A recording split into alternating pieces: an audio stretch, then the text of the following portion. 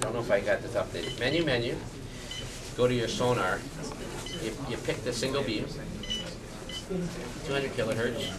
Surface clutter, turn it to off. Surface clutter off. That's the key because you didn't have the feature on when it wasn't updated. When it's updated, you'll have a surface clutter. When you turn off the surface clutter and turn off your fish ID, it'll tighten your cone angle and increases the pinging speed automatically. Okay, that's the key on the Hummingbird. It's quite simple actually. The Lowrance has way more setups, way more fine tuning. That's just always been the way it's just like. I had a problem losing under 5 feet.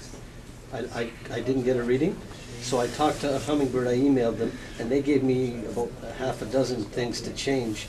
And now I get to 5 feet, but it's not quite right. It's the Lowrance up until a year ago couldn't read under 5 feet. It wouldn't even read. And with the HDS, with the newest updates, they work well in shallow water. It has to do with the fine tuning of the pods with all that power. Excuse me, guys. Please? Just with the power, it has to do with the power going down, voltage going down. right, yeah. Everything's got so high powered now because the internet only sells by how many watts does this damn unit have? It doesn't mean crap. I mean, we're not in the ocean, we're not in 9,000 feet of water, so who the hell cares? We're in freshwater Canada, right? So it's actually in effect interfering with itself yeah, because of the it's power. got so much power and it's so ticking so loud. When I fish the bass terms on quarters, I don't have a single sonar on. I have the GPSs going because the sonars are so loud at 20 feet away from the dock. The fish is hearing the ticking, going, "That's a new Lowrance unit." They can hear it. They've already turned their mouth up. They've locked their jaw already because when they hear the ticking sound, they go in the live well all the time. That's why. I always wondered why I couldn't catch a fish. Turn off your graph. GPS. Unplug the transducer. That's what I do all the time. What do you think of the switch fire feature in there? I'm not sure about it because I don't have the Hummingbird on my boat, so I can't answer that one. I can just tell. I'll say when you're on the when you turn off the surface clarity, your unit will read at 40 miles an hour. That's what I'm going to tell you, and that's the most important thing for you guys because you're going to have a unit that reads twice as good. I actually have 2 transducers. I brought the Y cable and Just a little guy. You have because you have the side image transducer and the regular. It switches automatically anyways. Yeah. When you're going below 3 mile an hour, right as the XN920T transducer. When you're going above 9 mile an hour, it switches back to that other transducer also. That's what it does.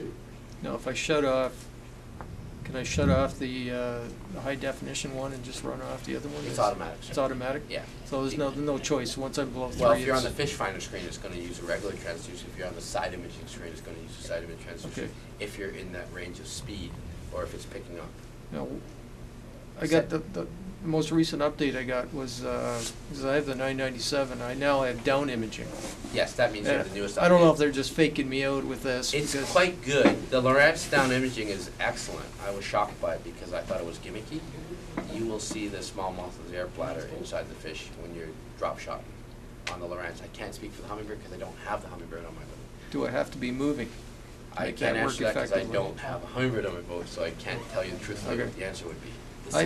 It's just my understanding of this beam. It's a very narrow, wide beam, where you're getting a very limited. On the Lowrance, it's at the nose of the boat, right under the boat, inside the side image view. Not because the Lowrance has a big black spot where there's no information here, and the side image is inside that black spot, vertical at your boat here. On the Lowrance, and I assume the Hummingbird should be similar. Yeah, I think so. Okay. The Lowrance is pretty awesome because when we saw the smallmouth, we got the smallmouth. We saw them, we knew they were swimming, we got everyone we saw on the down image we actually got. And I asked Wayne why he uses it, and he says he thinks it's quieter. That's what some of the Curtis told him, that the down imaging, the side image transducer from Lowrance is a lot quieter than the regular transducer. So it doesn't spook the fish as much, possibly. I can't answer that one exactly because I don't even have, I just got down side image put on my boat 2 months ago. I'm brutal. All my customers have better everything than I got on my boat, so. One other question.